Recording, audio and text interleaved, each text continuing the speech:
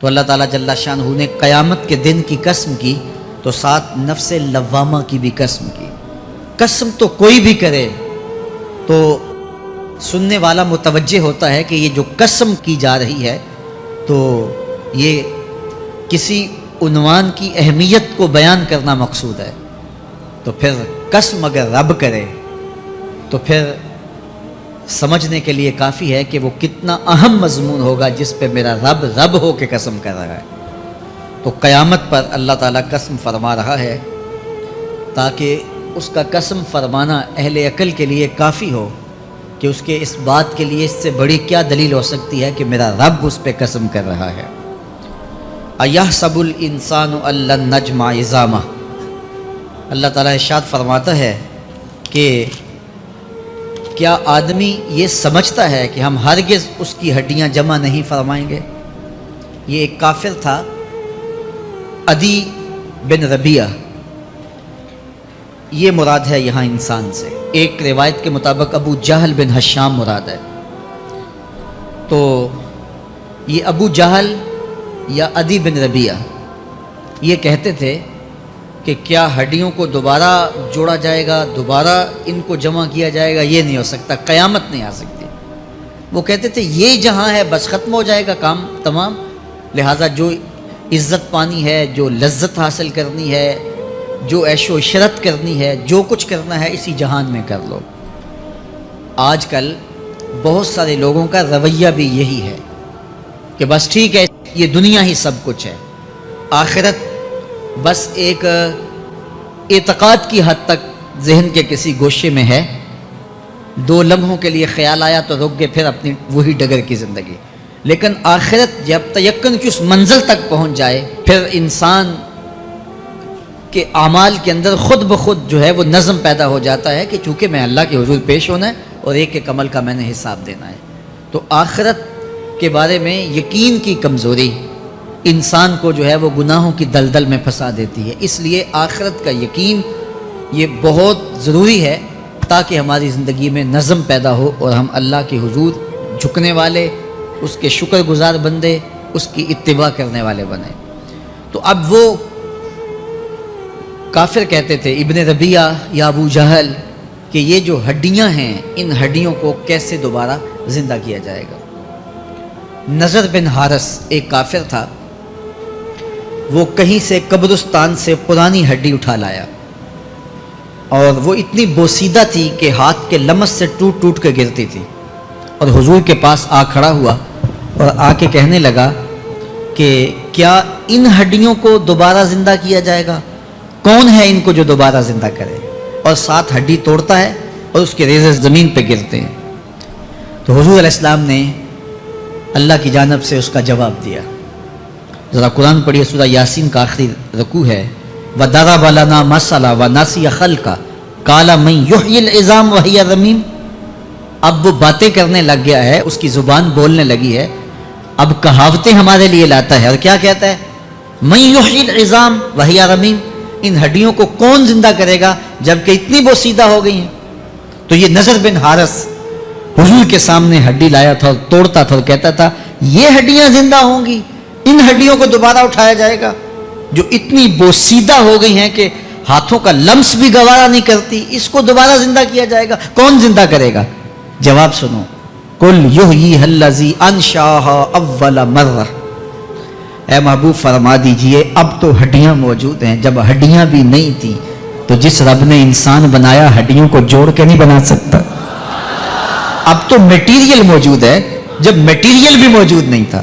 هل أتى على الإنسان حين من الدهر لم يكن شيئا مذكورا، انسان پر وہ وقت بھی آیا ہے جب یہ قابل ذکر چیز ہی نہیں تھا، اس کا نقشہ نہیں تھا، اس کی صورت نہیں تھی، اس کا میٹیریل نہیں تھا، اس کا مادہ نہیں تھا، لیکن جس نے حضرت انسان بنایا، پانی کی بوند سے تخلیق کیا، تو اب کیا وہ ہڈیوں کو جوڑ کر انسان نہیں بنا سکتا؟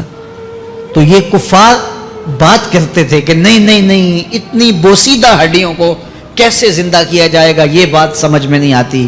پھر ان کے ذرے بکھر گئے، بعض انسانوں کو جانور چیڑ پھاڑ کے کھا گئے، کچھ وہ کھا گئے، کچھ ہڈیاں پڑی رہ گئیں، کچھ ان کی ہڈیاں راکھ بن کے اڑ گئیں۔ تو کیسے ہو سکتا ہے کہ ان کو دوبارہ زندہ کیا جائے, ان کے اجزاء جوڑے جائیں. اب یہ عدی بن ربیعہ نے بھی یہی کہا. اللہ ارشاد فرماتا یحسب الانسان ان نجمع عظامہ, یہ آدمی گمان کرتا ہے, کہتا ہے کیا ہڈیوں کو دوبارہ زندہ کیا جائے گا.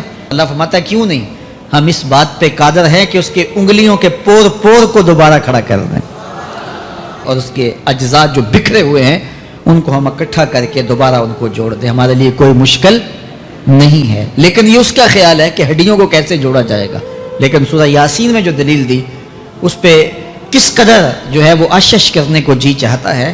فرمایا کہ کل یحییھا الذی انشأھا اول مرہ, یہ کہتے ہیں یہ ہڈیاں کون جوڑے گا. کہا جب ہڈیاں بھی نہیں تھی, جس نے ہڈیاں بنائی اس کے لیے جوڑنا کیا مشکل ہے.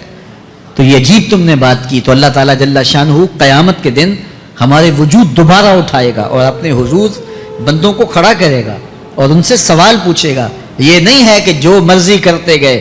ایک آدمی نے ظلم کیا, جبر کیا, زیادتیاں کی, لوگوں کا حق لوٹا, لوگوں کا مال غصب کیا, عزتیں پامال کی, اور اتنا مؤثر تھا کہ عدالتیں وہ خرید لیتا تھا, کچہریاں وہ خرید لیتا تھا, پولیس وہ خرید لیتا تھا, کوئی سے پوچھنے والا نہیں تھا, اس کی بات چلتی تھی, اس کا فون چلتا تھا, اس کا رکا چلتا تھا, عیش و عشرت کی زندگی گزاری اور مر گیا. ہزاروں کے حق غصب کر کے, ہزاروں کا مال ہڑپ کر کے, لوگوں کی آبروئیں لوٹ کے مر گیا اور قبر میں چلا گیا. بس قصہ ختم. اب نہ وہ اٹھے گا, نہ اس سے حساب لیا جائے گا. تو پھر انصاف کہاں گیا. ایک عدالت ایسی ہونی چاہیے کہ جس عدالت میں اس کو بھی پکڑا جائے اور ٹکٹکی پہ باندھا جائے کہ دنیا پر تو کسی نے تجھے پکڑا نہیں, آ اس عدالت میں تیرے خلاف سلطانی گواہ بھی موجود ہیں اور تجھے گناہوں کا, جرم کا بدلہ بھی دیا جائے گا, اور منصف جو ہے وہ انصاف کرے اور ان مظلوموں کو کھڑا کیا جائے کہ دنیا پر تو تمہاری داد رسی کسی نے کی, اس دربار میں تمہاری پوری پوری داد رسی کی جائے گی. عقل مانتی ہے کہ ایک ایسا دربار ہونا چاہیے, ایسا احتسابی عمل ہونا چاہیے, ایک ایسی عدالت لگنی چاہیے کہ جس کا کہیں جسے انصاف نہیں ملا اس کو وہاں جا کے انصاف ملے. اور وہ دن قیامت کا دن ہے. اس کا یقین زندگی میں نظم پیدا کر دیتا ہے اور تھر تھر بدن کانپتا ہے کہ آج اگر ہم مؤثر بھی ہو جائیں اور کسی کے سامنے جواب دے نہ ہو, لیکن ایک عدالت تو ہے جہاں ہم نے جواب دہ ہونا ہے اور اپنے ایک ایک عمل کا حساب دینا ہے. تو اللہ ارشاد فرماتا ہے کہ اس عدالت کے سامنے تم نے پیش ہونا ہے. تمہارے جوڑ جوڑ کو اللہ تعالیٰ دوبارہ کھڑا کرے گا اور اس کو دوبارہ تخلیق کرے گا اور پیدا کرے گا, اور تم دوبارہ کھڑے ہو جاؤ گے, اس کے حضور پیش ہوگے. بل یرید الانسان لیفجر امامہ, بلکہ آدمی چاہتا ہے کہ اس کی نگاہ کے سامنے بدی کرے. استغفر اللہ. یہ ایک ظالم کافر تھا, وہ حضور کی خدمت میں آیا, کہنے لگا میں نہیں مانتا قیامت آئے گی. حضور نے اس کو دلائل دیے. تو جب دلائل کے سامنے بے بس ہو گیا تو کہنے لگا کہ جس قیامت کی آپ بات کرتے ہیں وہ قیامت آ بھی گئی تو میں نہیں مانوں گا. اللہ اکبر. تو وہ انکار کرنے والوں کی انتہا ہوتی ہے. اور ذرا دیکھیے وہ کیا بول رہا ہے, بل یرید الانسان لیفجر امامہ. اس کی سرکشی دیکھیے, اس کا تمرد دیکھیے. وہ کہتا ہے اچھا اگر قیامت قائم ہوئی تو یہ گناہ, یہ جرم, یہ بدی, یہ بدکاریاں, یہ ظلم جو میں کرتا ہوں, یہ بدکاریاں رب کے سامنے کروں گا. کیسی ڈٹائی ہے, مذاق اڑاتا ہے, تمسخر اڑاتا ہے آخرت کا. کہتا ہے جو بدیوں کا کاروبار میں نے گرم کیا ہے, جو بدکاریاں میری زندگی کا معمول ہیں, جو دادے عیش دیتا ہوں, جو عزتوں کو پامال کرتا ہوں, جو غریبوں کے پنجے توڑتا ہوں, جو لوگوں کا حق غصب کرتا ہوں, جو برائیاں کرتا ہوں, اگر قیامت قائم بھی ہو گئی تو میں یہ سارے جرم رب کے سامنے کروں گا, پھر وہ مجھے پکڑ کے دکھائے. اللہ اکبر. یسأل ایان یوم القیامہ. پھر پوچھتا ہے اچھا قیامت کب آئے گی. یہ تمسخر کے طور پہ پوچھتا ہے, لاؤ نا قیامت, کب آئے گی قیامت, میں جرم رب کے سامنے کرنا چاہتا ہوں. اللہ اکبر. اب جواب سنیے. اب لفظوں کا ترجمہ اس زور سے کیا ہی نہیں جا سکتا جس زور کے لفظ ہیں. وہ کہتا ہے قیامت کب آئے گی, میں تو یہ جرم رب کے سامنے کرنا چاہتا ہوں, کوئی قیامت نہیں ہے. مذاق اڑاتا ہے. قیامت کب آئے گی. آواز آئی فَإِذَا بَرِقَ الْبَصَرُ وَخَسَفَ الْقَمَرُ وَجُمِعَ الشَّمْسُ وَالْقَمَرُ. جب قیامت آئے گی تو آنکھیں چندھیا جائیں گے, چاند بے نور ہو جائے گا, سورج اور چاند اکٹھے ہو جائیں گے. یقول الانسان یومئذ این المفر. آج جو کہتا ہے کہاں ہے قیامت, اس دن بھاگتا پھرے گا. کوئی پناہ گاہ ہو بتاؤ, کوئی ہے ٹھکانہ چھپنے کا, کوئی پناہ گاہ ہے. کلا لا وزر. آواز آئے گی کوئی ٹھکانہ نہیں ہے. آج کوئی ٹھکانہ نہیں ہے. الی ربک یومئذ المستقر، اگر ٹھکانہ ہے تو صرف رب کے پاس ہے. انہیں ٹھکانہ ملے گا جو رب کے بندے ہیں اور اس کی دہلیز پہ آنے والے ہیں. ینبأ الانسان یومئذ بما قدم واخر، اللہ تعالیٰ اس دن بتا دے گا جو آگے بھیجا اور وہ بھی بتا دے گا جو پیچھے چھوڑا. ایک ایک چیز تشت ازبام ہو جائے گی. یوم تبلی السرائر فما لہ من قوت ولا ناصر، اللہ فرماتا سارے راز کھل جائیں گے. جو بند کمروں میں جرم کیے داد عیش دیتا رہا وہ بھی کھل جائیں گے، اور پھر کوئی طاقت نہیں ہوگی، کوئی زور نہیں ہوگا، کوئی زر نہیں ہوگا جو اس کو بے نقاب ہونے سے بچا سکے. اے داور حشر میرا نامہ اعمال نہ پوچھ، اس میں کئی پردہ نشینوں کے بھی نام آتے ہیں. تو وہ کتنا سخت دن ہوگا. ارشاد فرمایا جائے گا کہ جو آگے بھیجا، جو پیچھے چھوڑا، جو جرم کرتا رہا، جو نیکیاں کی، جو برائیاں کی، سب کچھ تشت ازبام ہو جائے گا. بل الانسان علی نفسہ بصیرہ، بلکہ آدمی خود اپنے حال پر اچھی طرح خود آگاہ ہے. ہم اسے نامہ اعمال کے دفتر دیں گے جہاں سب کچھ لکھا ہوگا. قرآن بتاتا جب نامہ اعمال سامنے آئے گا تو وہ بے ساختہ پکار اٹھے گا، ما لہذا الکتاب لا یغادر صغیرۃ ولا کبیرۃ الا احصاها، ہائے اس کتاب کو کیا ہوا، اس نے چھوٹی بڑی کوئی بات نہیں چھوڑی، سب کچھ لکھ دیا. نامہ اعمال سامنے ہوگے، زمین بولے گی، ہاتھ پاؤں بولیں گے، فرشتے بولیں گے، کرامن کاتبین بتائیں گے یہ کیا کیا جرم کرتا رہا، کیا کیا گناہ کرتا رہا. تو اس دن ہر شے سامنے آ جائے گی. تو یہ تو ثبوت ہوں گے ہی ہوں گے، لیکن اللہ فرماتا ہے ثبوت تو اپنی جگہ، لیکن بل الانسان علی نفسہ بصیرہ، کیا انسان کو خود نہیں پتا کہ وہ کہاں کھڑا ہے؟ اس کو اپنے جرائم کی فہرست خود یاد ہے، اس کے ضمیر پہ خود اس کا بوجھ موجود ہے. اسے یہ نامہ اعمال نہ بتاتے، فرشتے نہ بتاتے، پھر بھی اسے پتا تھا کہ میں کیا ہوں اور کہاں میں نے جرم کیا ہے. وَلَوْ أَلْقَى مَعَاذِيرَهُ، اللہ اکبر، اگر اس کے پاس جتنے بہانے ہوں سب لا ڈالے، جب بھی کوئی اس کا بہانہ نہیں سنا جائے گا. قیامت کا دن ہوگا، دنیا کے اوپر تو بہانوں سے انسان بچ نکلتا ہے. کوئی جھوٹ بول لیا، کوئی جھوٹا گواہ پیش کر دیا، کوئی مکر کر لیا، کوئی رشوت چل گئی، کوئی سفارش کام آ گئی، کوئی بہانہ تراش لیا، بات کو توڑ موڑ کے پیش کر لیا. لیکن قیامت کا جب دن ہوگا تو کوئی نہ جھوٹا گواہ چلے گا، نہ رب کی پولیس رشوت لیتی ہے، نہ وہاں انصاف کے خلاف کوئی کام ہوگا، اور نہ ہی کوئی بہانہ چل سکے گا. اللہ اکبر. دوسری بات مفسرین نے یہ بھی لکھی کہ بعض اوقات یہ ہوتا ہے کہ انسان اپنے گناہ پر، اپنے جرم پر کوئی بہانہ تلاش کر کے لوگوں کو مطمئن کر لیتا ہے. جو اس نے جرم کیا، کسی سے زیادتی کی، کسی کا حق غصب کیا، تو لوگوں نے ملامت کی تو وہ کوئی بہانہ تلاشتا ہے اور لوگوں کو مطمئن کر لیتا ہے. بعض اوقات لاجواب کر دیتا ہے، بعض اوقات مطمئن بھی کر لیتا ہے. وہ لوگوں کو تو مطمئن کر لیتا ہے لیکن وہ خود مطمئن نہیں ہو سکتا. جس نے جرم کیا ہوتا ہے، جرم اس کو اندر سے ڈستا رہتا ہے، اس کا ضمیر اس کو ٹھوکریں مارتا رہتا ہے، اندر کی بے چینی اسے تنگ کرتی رہتی ہے. اگرچہ وہ دلائل سے، مکر و فریب سے، باتوں کو توڑ موڑ کے عذر کر لیتا ہے، کوئی بہانہ بنا لیتا ہے، لیکن اس کے باوجود اس کے اندر کوئی چین، اندر کوئی اطمینان نہیں ہوتا. اللہ اکبر. تو مجرم بے چین رہتا ہے. آج ہماری بے چینیوں کا ایک سبب ہمارا مالک کی دہلیز سے منہ موڑنا اور بہت سارے دیدہ نادیدہ گناہوں کا ارتکاب کرنا ہے. جب ہم سے سستیاں ہو جاتی ہیں، کوتاہیاں ہو جاتی ہیں، تو وہ گناہ ہمارا پیچھا نہیں چھوڑتے اور ہمیں بے چین اور مضطرب رکھتے ہیں. تو بعض اوقات جو ہے وہ ہم کہتے ہیں کہ پتہ نہیں بے چینی کیا ہے. بے چینی گناہوں کی ہے. گناہ طبیعت میں بے چینی پیدا کر دیتا ہے، سکون نہیں آنے دیتا. اطمینان کی دولت چھن جاتی ہے جب کوئی شخص گناہ کرتا ہے.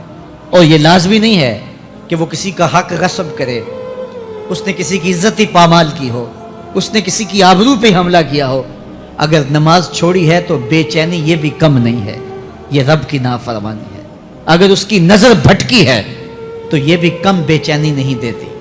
اگر اس کا خیال بہکا ہے، اس نے زبان سے کسی کو دکھ دیا ہے، اس نے کسی کے لیے سب و شتم کا انداز اختیار کیا ہے، گالی گلوچ کا رنگ اختیار کیا ہے، تو پھر کیا ہوا کہ یہ بے چینی اندر اندر کو توڑتی رہتی ہے. انسان چلتا پھرتا ہے لیکن اسے طمانینت نہیں ملتی، اسے سکون نہیں ملتا. سکون کب ملے گا؟ سکون تب ملتا ہے جب کسی سے زیادتی کی ہو تو اس سے جا کے معافی مانگ لی جائے، اور اس لجاجت کے ساتھ معافی مانگی جائے کہ وہ مجبور ہو جائے معاف کرنے پہ، تو پھر اندر طمانینت اتر جاتی ہے. اگر رب کی نافرمانیاں کی ہیں تو لیلۃ القدر کے دامن میں اس سے معافی مانگ لو. اتنی لجاجت سے معافی مانگو، اس قدر رو کے معافی مانگو، ترلے منت پہ اتر آؤ، ہاتھ جوڑو، آنسو بہاؤ، چیخو چلاؤ، رو، اس کی دہلیز سے لپٹ جاؤ، اس سے اپنے گناہوں کی معذرت کرو. جب مالک نے معاف کر دیا اندر کی ساری بے چینیاں مٹ جائیں گی، دل کو قرار مل جائے گا، دل کو تسکین نصیب ہوگی. تسکین اس کی دہلیز سے تمہیں ملے گی. یہ اندر سے پھوٹتی ہے، باہر سے نہیں آتی ہے. تسکین کے قافلے اندر ہی اترتے ہیں، اندر سے اس کے سوتے پھوٹتے ہیں، اس کے چشمے پھوٹتے ہیں. ہم باہر سے ڈھونڈتے ہیں، باہر سے تسکین نہیں ملتی، یہ اندر سے آئے گی.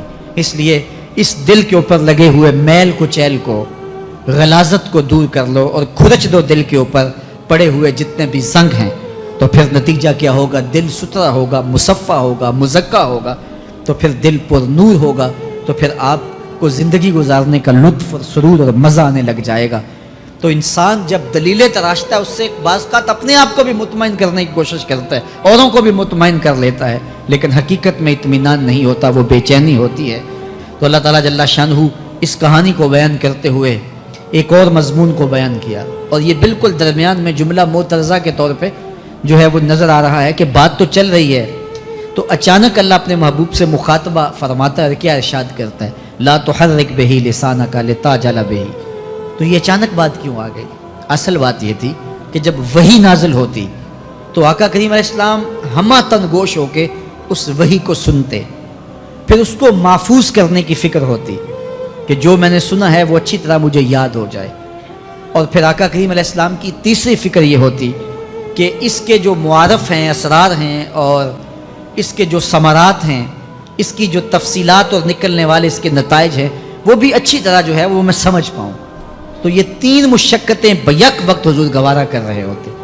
اب قیامت کا ہولناک منظر جو پیش کیا گیا، اور پھر انسان جب اپنے رب کی نافرمانی کرتا ہے تو جو اس کا حال ہوتا ہے، تو یہ سارے مضامین کو اللہ کے محبوب سن رہے تھے. حضور کے قلب اطہر پر گرانی آئی، اور میرے رب کو کیسے گوارا تھا. جو حضور سن رہے تھے جلدی جلدی اس کو زبان پہ لانا چاہ رہے تھے تاکہ وہ اچھی طرح ازبر ہو جائے، لیکن اللہ نے محبوب کی اس مشقت کو دیکھا تو فرمایا لا تحرک بہ لسانک لتعجل بہ.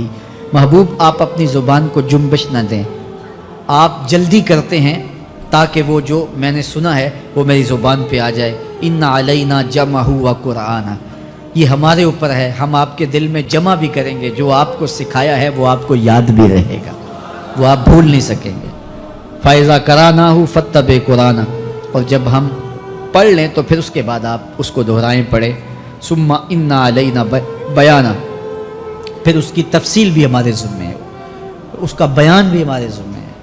اس سے وہ لوگ جو حجیت حدیث کا انکار کرتے ہیں اور پھر وہ کہتے ہیں کہ نہیں بس قرآن مجید کی آیات ہی ہیں، اس کے علاوہ اور کچھ نہیں ہے، وہ من اللہ نہیں ہے، تو یہاں غور کرنا ہے. ثم ان علینا بیانہ فرمایا گیا، پھر ہمارے اوپر ہے اس کا بیان جو آپ کو ہم القاء کریں.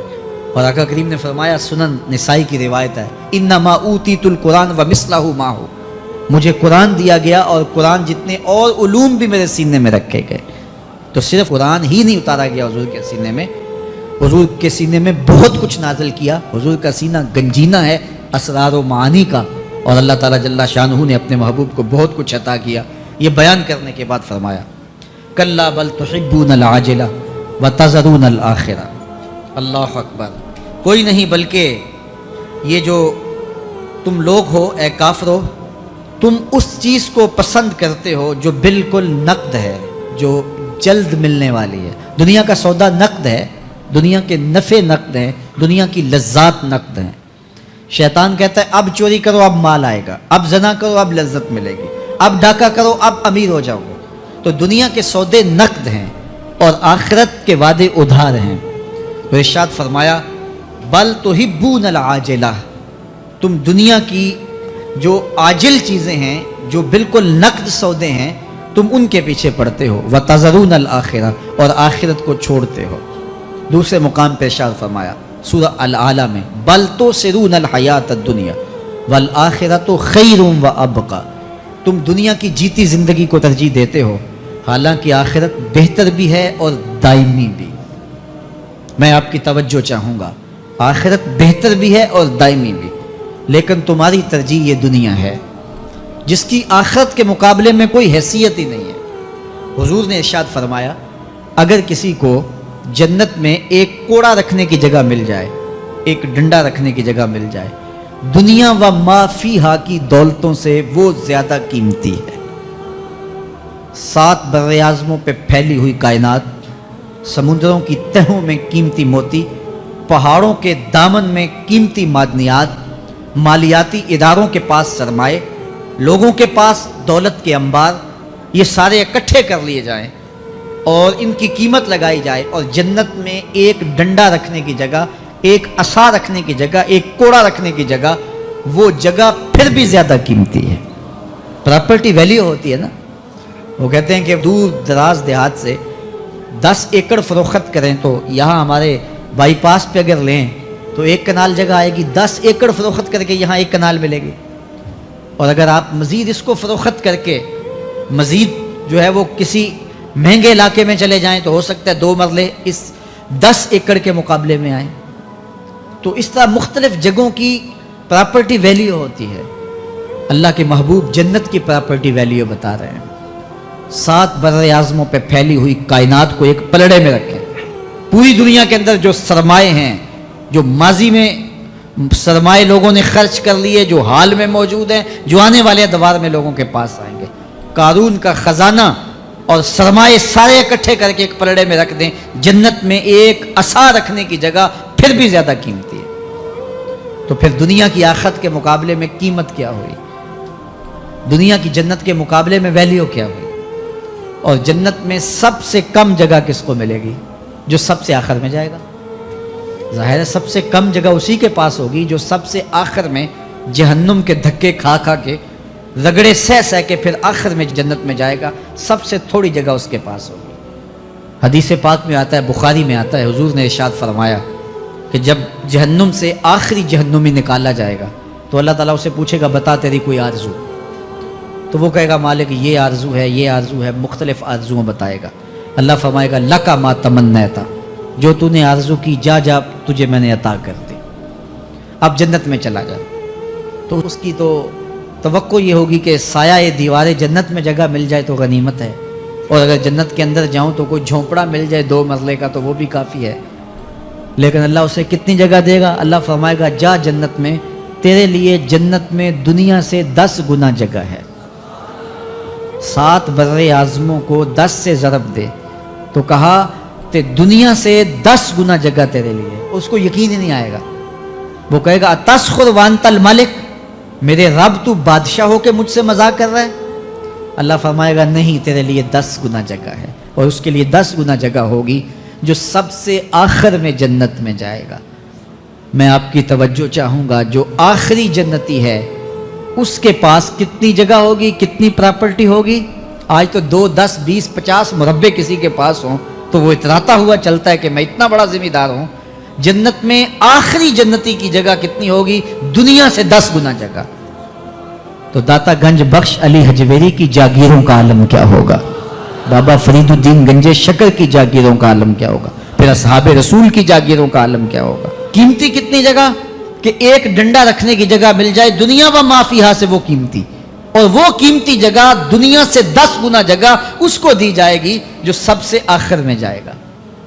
تو مجھے بتائیے اس سے بڑا بے وقوف کوئی ہے جو آخرت کو برباد کر کے دنیا کا سودا کرتا ہے؟ بل تؤثرون الحیات الدنیا والآخرۃ خیر وابقی، کہا آخرت بہتر بھی ہے اور دائمی بھی ہے، نہ ختم ہونے والی زندگی ہے۔ تو یہاں بھی ارشاد فرمایا، کلا بل تحبون العاجلہ وتذرون الآخرہ، تم نقد کے پیچھے دوڑتے ہو، آخرت جو ادھار ہے اس کی پرواہ نہیں کرتے ہو۔ یہ نقد تمہیں مل بھی جائے، پہلی تو بات ہے ملتی نہیں ہے، دنیا تمہارے آگے بھاگتی ہے اور تم پیچھے بھاگ رہے ہو۔ کچھ حصہ تمہیں مل بھی گیا تو وہ کتنے سالوں کے لیے؟ 60 سال 70 سال، یہ تو بڑی لمبی زندگی ہے. ہمارے ہاں 45 سال ایوریج نکالی گئی ہے. 60 سال بھی کوئی جی لے، 70 سال بھی کوئی جی لے، کیا حیثیت ہے آخرت کے مقابلے میں؟ آخرت کا ایک دن یوم حشر قرآن بتاتا ہے 50,000 سال کا ہوگا. 50 سال کا نہیں، 100 سال کا نہیں، 50,000 سال کا ایک دن. پھر اس کے بعد نہ ختم ہونے والی زندگی.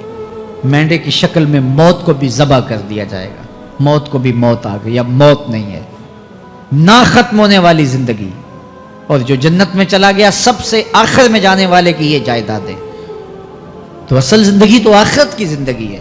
کلا بل تحبون العاجلہ وتذرون الآخرہ. یہ تو ایک سودا ہے.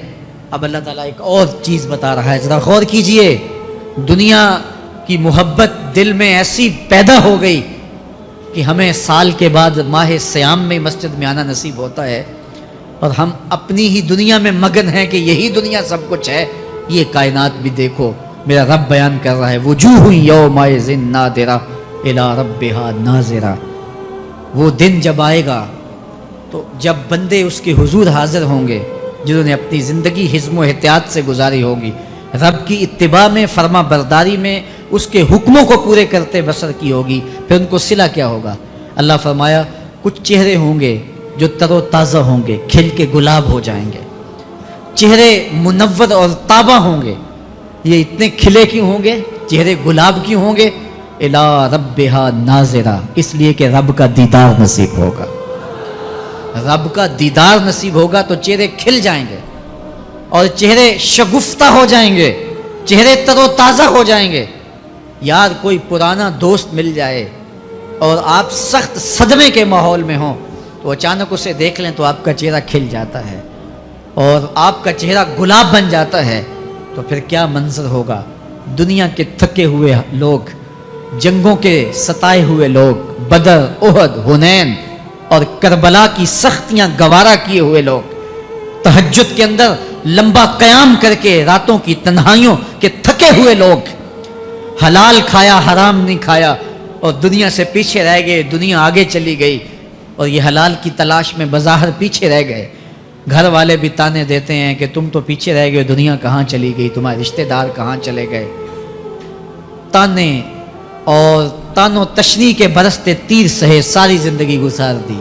دکھوں کے مارے ہوئے یہ شخص جب قیامت کے دن اپنے رب کے حضور جائیں گے تو اللہ رخ انور سے نقاب ہٹا دے گا. پھر کیا ہوگا؟ اللہ کا دیدار ہوگا تو یہ چہرے کھل جائیں گے، ساری تھکن اتر جائے گی، جنم جنم کی ساری تھکن اتر جائے گی اور چہرے شگفتہ گلاب بن جائیں گے. اللہ فرمائے گا دیکھو ان کے چہرے کیسے کھلے ہوئے. وجوہ یومئذ ناظرہ الی ربہا ناظرہ. یہ تو خوش نصیب لوگوں کے چہرے ہیں. ووجوہ یومئذ باسرہ. اور پھر اس دن کچھ منہ بگڑے ہوئے ہوں گے. کیسے بگڑے ہوں گے؟ پاؤں میں درد ہو تو چہرے پر بگاڑ ہوتا ہے، پیٹ میں درد ہو تو چہرہ اچھا دکھائی نہیں دیتا، کان میں درد ہو، آنکھ میں درد ہو، سر میں درد ہو تو چہرہ بگڑ جاتا ہے. اور ان کے چہرے اتنے بگڑے ہوں گے، کوئی آنے والا خوف طاری ہو تو چہرے بگڑ جاتے ہیں. اور انسان کے چہرے کی ہوائیاں اڑی ہوتی ہیں، اب ان کے چہروں کی ہوائیاں اڑی ہوں گی. کیوں؟ قرآن بتاتا ہے تظن ان یفعل بہا فاقرہ. یہ ڈر رہے ہوں گے کہ ہمارے ساتھ اب جو سلوک ہونے والا ہے وہ کمر کی ہڈی توڑ دے گا. ہم نے رب کے حکموں کو توڑا، ہم نے پرواہ نہیں کی. ہم سمجھے دنیا میں آئے ہیں تو ہماری دنیا ہے، آوارہ ہوں، خواہشات نفس کے مطابق زندگی گزاریں، آنکھیں بے حیائی میں لگی رہیں، سوچیں آوارگی میں لگی رہیں، کان نغمے سنتے رہے، زبان جھوٹ بکتی رہی، ظلم و جبر کا بازار گرم رکھا، عصمتیں عزتیں پامال کرتا رہا، لوگوں کا مال لوٹتا رہا، حق غصب کرتا رہا، کلیجے اور دل چیرتا رہا، لوگوں کو زخمی کرتا رہا، لوگوں کے جذبات سے کھیلتا رہا. پرواہ نہیں کی کہ یہ دنیا ہے، امتحان گاہ ہے، چند دنوں کے لیے آئے ہیں، اللہ کے حضور پیش ہونا ہے، عملوں کا حساب ہونا ہے. اب جب وہ دیکھیں گے کہ ہمارے ساتھ کیا ہونے والا ہے تو ان کے چہرے پہلے بگڑ جائیں گے. کیوں؟ وہ گمان کریں گے کہ ان کی ریڑھ کی ہڈی توڑ دی جائے گی. ایسے عذاب آئیں گے جس طرح کسی کی ریڑھ کی ہڈی ٹوٹ جائے تو اس کا چہرہ شگفتہ گلاب تو نہیں ہوتا، اس کا چہرہ جو ہے وہ تو کس قدر مرجھایا ہوا ہوتا ہے. تو اللہ ارشاد فرماتا ہے اس طرح ان کے چہرے ہوں گے. ابھی عذاب آیا نہیں ہے لیکن چہرے پہلے اترے ہوئے ہوں گے، اور جب عذاب کی بھٹی میں ڈالے جائیں گے، اللہ اکبر، اور وہ سخت عذاب، حضور نے جبریل امین سے پوچھا مجھے جہنم کے عذابوں کا ذکر سناؤ۔ عرض کی حضور سب سے ہلکے عذاب کی کہانی سناتا ہوں، اور وہ یہ کہ جہنمی کے پاؤں میں آگ کا جوتا رکھا جائے گا، باقی پورا بدن اس کا سلامت ہوگا۔ یہ سب سے ہلکے عذاب کی کیفیت ہے۔ اب پاؤں میں آگ کا جوتا ہوگا، حدت، گرمی، شدت اتنی ہوگی کہ دماغ پگھل کے ناک اور کانوں کے راستے سے باہر آ جائے گا۔ پاؤں میں رکھے ہوئے جوتے کی گرمی دماغ کو ایسے چڑھے گی کہ وہ پگھل جائے گا اور ناک اور کانوں کے راستے سے باہر آ جائے گا۔ تو اللہ کے عذاب کے خوف سے چہرے بگڑ جائیں گے، حالت سلامت نہیں رہے گی۔ یہ بات ذہن میں رکھیں کہ اللہ جس کو جہنم میں ڈالے گا اس کو اس صورت میں نہیں ڈالے گا، یہ محمدی صورت ہے، یہ شکل اس کی چھین لی جائے گی اور اس کی شکل بڑی کر دی جائے گی۔ اس کا ایک ایک دانت احد پہاڑ جتنا ہوگا۔ احد پہاڑ کا پھیلاؤ 15 کلومیٹر پہ ہے، 15 کلومیٹر کا ایک دانت اور 32 دانت کتنے ہوں گے تو منہ کتنا بڑا ہوگا۔ اس کو اتنا بڑا اس لیے کیا جائے گا تاکہ وہ عذاب کی تکلیف زیادہ سہے۔ 70 گز موٹی کھال ہوگی اور کھال جل جائے گی تو اللہ قرآن میں فرماتا ہے ہم نئی کھال دے دیں گے تاکہ عذاب کی تکلیف اس کو گوارا کرنی پڑے۔ پھر چیخے گا، چلائے گا، ہائے مجھے پانی دو، پانی دو، پیاس کی شدت ہے۔ 70 سال تک تو اس کی کوئی آواز ہی نہیں سنے گا۔ 70 سال کے بعد داروغہ جہنم چیخ کر کہے گا کیا مانگتا ہے؟ وہ بولے گا مجھے پانی چاہیے۔ کہا جائے گا تو بے بھی ملتا ہے پانی۔ پھر داروغہ جہنم اسے پانی دے گا، کوکا کولا کی بوتل دے گا یا پیپسی تھما دے گا یا منرل واٹر کی بوتل دے گا؟ نہیں، قرآن بتاتا ہے اسے مائے حمیم دیا جائے گا، کھولتا ہوا پانی، اور وہ اتنا گرم ہوگا جب پینے کے لیے چہرے کے قریب کرے گا اس سے اٹھتی ہوئی بھاپ کی وجہ سے چہرے کی کھال ادڑ کے اس کے اندر گر پڑے گی، لیکن اس کے باوجود اس کو پینا پڑے گا۔ اللہ فرماتا ہے یہ دنیا ہی سب کچھ نہیں ہے، سمجھ لیا یہی سب کچھ ہے، آخرت کو بھول گئے، صبح اٹھے کام پہ چلے گئے، شام آئے آوارگی میں چلے گئے، صدائیں آتی رہی حی علی الصلاح حی علی الفلاح، کوئی پرواہ نہیں کی، نہ پیشانیوں نے سجدے کیے، نہ سوچوں میں پاکیزگی آئی، زندگی یوں گزار کے چلے گئے۔ ایسے نہیں، کہا ایک وہ ہوں گے جن کے چہرے شگفتہ گلاب ہوں گے، ایک وہ ہوں گے جن کے چہرے بگڑے ہوئے ہوں گے۔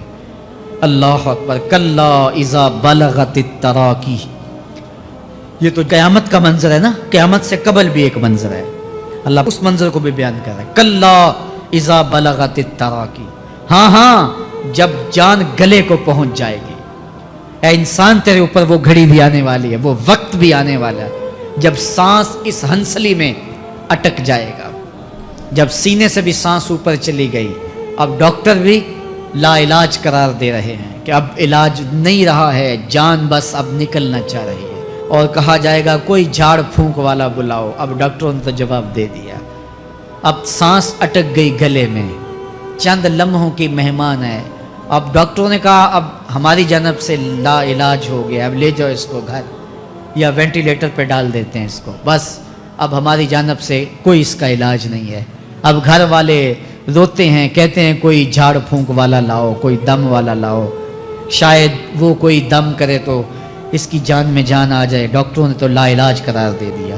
وَظَنَّ أَنَّهُ الْفِرَاقُ، اللہ فرماتا ہے یہ تو جھاڑ پھونک والے کو ڈھونڈ رہے ہیں، لیکن جس کی سانس یہاں اٹکی ہے وہ سمجھ گیا ہے اب موت آ گئی ہے، اس کو یقین ہو گیا ہے کہ اب موت کے لمحے آ گئے ہیں، اب میں بچ نہیں پاؤں گا۔ اب آنکھیں تاڑے لگی ہوئی ہیں، وَالْتَفَّتِ السَّاقُ بِالسَّاقِ، پنڈلی پہ پنڈلی چڑھ رہی ہے۔ جب موت آ جاتی ہے تو پھر پنڈلی سے پنڈلی لپٹ جاتی ہے، اس کو پھر جدا کرتے ہیں اور جدا کر کے دونوں انگوٹھے باندھ دیتے ہیں تاکہ پنڈلی کے اوپر پنڈلی نہ چڑھے۔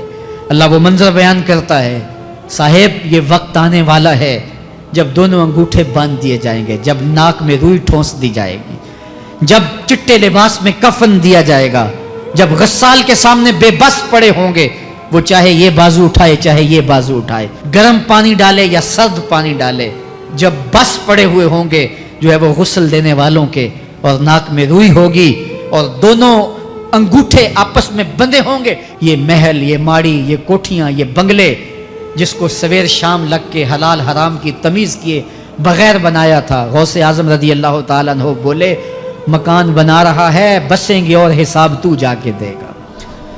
اور یہ تو ایک رات بھی تجھے اس گھر کے اندر نہیں رکھیں گے کہ چلو ایک رات مہمان رکھ لیں. کہتے ہیں نہیں نہیں، مہمانوں نے بھی جانا ہے تو جلدی کرو، اس کو سپرد کراؤ. وہ تو تیرا لباس بھی پھاڑ کے اتاریں گے، خود غسل دینے کے لیے تیار بھی نہیں ہے. تجھ سے خوف آنے لگا ہے.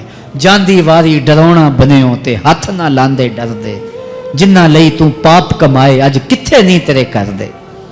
آج تو وہ تیرے ساتھ تجھے غسل دینے کے لیے آمادہ نہیں ہے.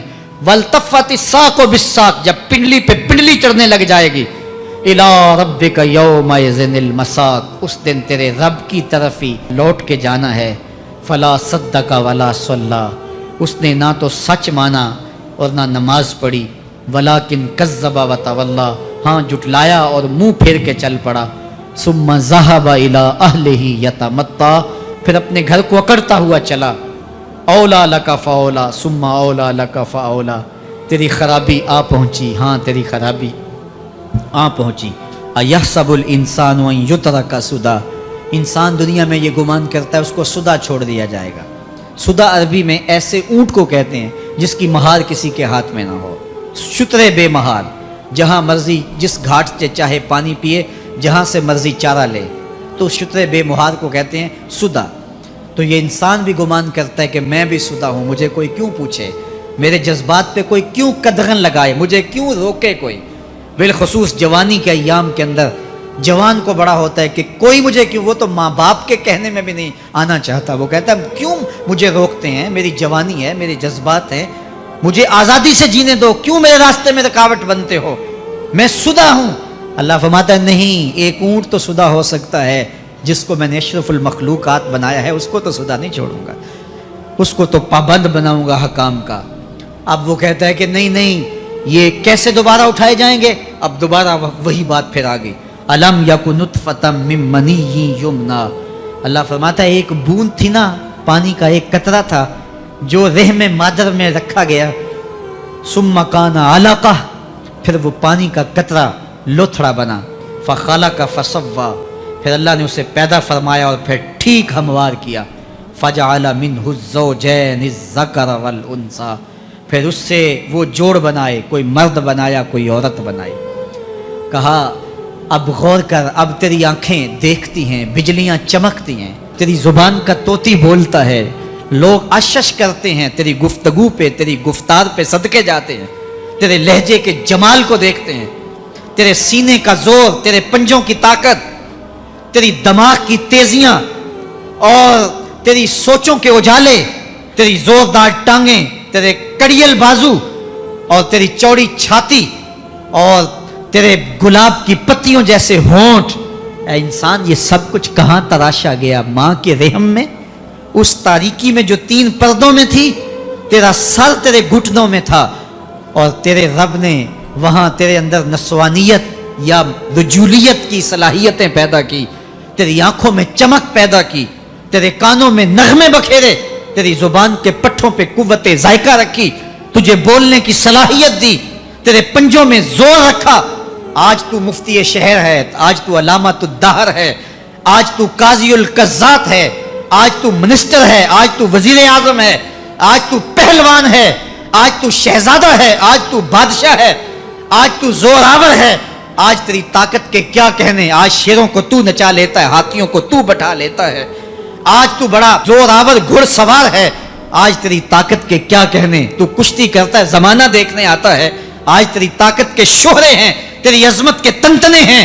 لیکن انسان، تو ایک ناپاک قطرہ تھا اور رحم مادر میں تھا. تیرے اندر یہ رنگ کس نے بھرے؟ تیرے کانوں میں نغمے کس نے رکھے؟ تجھے دماغ کی قوتیں کس نے دی؟ زبان کو بولنا کس نے سکھایا؟ آنکھوں میں توانائیاں کس نے رکھی؟ تیری زبان کا طوطی بولتا ہے، یہ سلیقے کس نے دیے؟ پھر اللہ فرمایا، کتنا زوردار بیان ہے، الیس ذالک بقادر علی ان یحیی الموتى، جو ماں کے پیٹ میں ایک نطفے کو ایک خوبصورت انسان بنا سکتا ہے، ہڈیوں کو جوڑ کے دوبارہ انسان نہیں بنا سکتا؟ کیا وہ دوبارہ تجھے کھڑا نہیں کر سکتا اپنے سامنے پیش ہونے کے لیے، جس کے حکموں کو تو نے توڑا ہے، جس کے فرامین کا تو نے مذاق اڑایا ہے؟ کیا وہ اتنا ہی بے بس ہے کہ اپنے حضور تجھے جو ہے وہ کھڑا ہی نہیں کر سکتا ہے. جس رب نے تجھے ماں کے شکم میں شکل دی, حضرت شیخ فرید الدین عطار بولتے ہیں سانے کستی سلاتی می شود, ایسا کاریگر ہے مٹی سے بادشاہ بنا ڈالتا ہے. اس نے مٹی سے دارا و سکندر بنائے, اس نے مٹی سے جو ہے وہ رستم و سہراب بنائے, اس نے مٹی سے کیا کیا بنا دیا جو مٹی سے بادشاہ بنا سکتا ہے, جو نطفہ رحم مادر سے جو ہے وہ شکل اور صورت اور رنگ اور جمال بنا دیتا ہے. تیری صورت نکھرتی ہے, تیرے ہونٹ گلابی ہیں اور تیری نرگسی آنکھیں ہیں, تیرے ریشمی بال ہیں اور تیری خوبصورت رنگت ہے. تو چال چلتا ہے تو لگتا ہے قیامت چل رہی ہے. تیرا قد رانا جو ہے وہ صنوبر کو شرماتا ہے. تیری گفتار کے تنتنے ہیں. جس نے اتنی خوبصورت شکل ماں کے رحم میں بنائی, کیا وہ ہڈیوں کو جوڑ کے دوبارہ انسان نہیں بنا سکتا؟ وہ دوبارہ انسان بنائے گا اور پھر تجھے اپنے حضور کھڑا کرے گا. اور ایک حدیث میں آتا ہے اللہ بندے کو اپنے حضور کھڑا کرنے کے بعد اپنے سامنے سے ہٹنے نہیں دے گا جب تک 5 سوال نہیں پوچھ لے گا. ان عمر ہی فیما افنا ہو, اس کی عمر کے بارے میں پوچھے گا کہاں ضائع کی. میں نے تجھے زندگی دی 60 سال 70 سال 40 سال 50 سال, اس زندگی کو کہاں گزار کے آیا ہے. ان شباب ہی فیما ابلا ہو, اس کی جوانی کے بارے میں پوچھا جائے گا جوانی کہاں گزار کے آیا ہے. مجنوں تو نہیں بنا رہا, خواہشات کا اسیر تو نہیں ہو گیا, دیوانوں کی طرح زندگی تو نہیں گزار کے آ گیا. تیری جوانی کسی چوک میں تو نہیں گزری, تیری جوانی آوارگی میں تو نہیں گزری, ساری رات سوشل میڈیا کے اوپر گندگی اور غلاظتیں تو نہیں دیکھتا رہا. تیری زندگی گزری کہاں ہے, تیری جوانی گزری کہاں ہے. اگر کوئی جواب نہ ہوا تو پھر کیا جواب دے گا؟ اور وہ کتنا خوش نصیب ہوگا جو کہے گا مالک میری جوانی سجدوں میں گزری, میری جوانی قیام میں گزری, میری جوانی رکوع میں گزری. میرے حضور فرماتے ہیں سبعۃ یظلھم اللہ فی ظلہ یوم لا ظل الا ظلہ, 7 اشخاص ایسے ہیں قیامت کے دن جب کوئی سایہ نہیں ہوگا اللہ ان 7 کو اپنے عرش کا سایہ دے گا. ان میں سے دوسرا شخص میرے حضور نے بیان فرمایا وشاب نشأ فی عبادت اللہ, وہ جوان جس کی جوانی اللہ کی عبادت میں گزری. جوانوں اپنی زندگی کو مالک کی دہلیز پہ لے آؤ. جوانی وہی ہے جو مالک کی چوکھٹ پہ گزرے. اپنے دل کا تعلق جوڑو, عشق کرنا ہے تو پھر آمنہ کے لال سے کرو, محبت کا رشتہ ان سے جوڑو, تعلق کا ربط ان سے قائم کرو, جوانی کو دین کی راہ پہ ڈالو. اللہ اکبر. سنو میرے حضور کا فرمان انا حبیب اللہ, میں اللہ کا حبیب ہوں. پھر فرمایا الشاب التائب حبیب اللہ, جو جوان جوانی میں توبہ کرے وہ بھی اللہ کا حبیب ہے. آؤ اللہ کے حبیب بن جاؤ, اللہ کے حبیب بن جاؤ, اللہ کے حبیب بن جاؤ, اللہ کے محبوب بن جاؤ. لیلۃ القدر کی گھڑیاں ہیں, رات کا پچھلا پہر ہے. اللہ کے حضور یہ عہد کر کے اٹھو مالک جو زندگی گزر گئی, آئندہ جوانی کا ایک ایک لمحہ تیرے لیے گزرے گا. جیوں گا تو تیرے لیے, مروں گا تو تیرے لیے. میری ایک ایک سانس تیرے نام وقف ہوئی, میری زندگی کی ایک ایک ساتھ تیرے نام وقف ہوئی. میں اپنا سب کچھ تیرے لیے پیش کرتا ہوں. میری زندگی کا مالک بھی تو ہے, میری موت و حیات کا خالق اور مالک بھی تو ہے. یہ زندگی تو نے دی, تیری امانت ہے, تیرے حضور ہی پیش کرتا ہوں. اور لیلۃ القدر کی گھڑیوں میں اس عزم کے ساتھ گھروں کو لوٹو کہ اللہ میری زندگی کا ایک ایک لمحہ تیرے نام ہوا, آنے والے موسم تیرے نام ہوئے, میری جوانی تیرے نام ہوئی, میرے آنسو تیرے نام ہوئے, میری پیشانی تیرے نام ہوئی, میرے دل کی دھڑکن تیرے نام ہوئی, میری صلاحیتیں تیرے نام ہوئی. میری زبان بولے گی تو تیری تسبیح بولے گی, تیرے ذکر کے ترانے پڑے گی. میرے کان سنیں گے تو قرآن کے نغمے سنیں گے, میری آنکھیں دیکھیں گی تو مالک تیری قدرت کی نشانیاں دیکھیں گی, تیرے رسول کا روضہ دیکھیں گی, تیرا کعبہ دیکھیں گی. مالک میری زبان سچائی کے نور سے مالا مال ہوگی اور میں ساری زندگی تیرے نام کرتا ہوں. اور جب آپ اپنی ساری زندگی اللہ کے نام کر دیں گے تو پھر وہ پوری کائنات تمہارے نام کر دے گا. کی محمد سے وفا تو نے تو ہم تیرے ہیں, یہ جہاں چیز ہے کیا لوح و قلم تیرے ہیں. اللہ آپ سب کو اپنی پناہ میں, امان میں اور حفاظتوں کے حصار میں رکھے.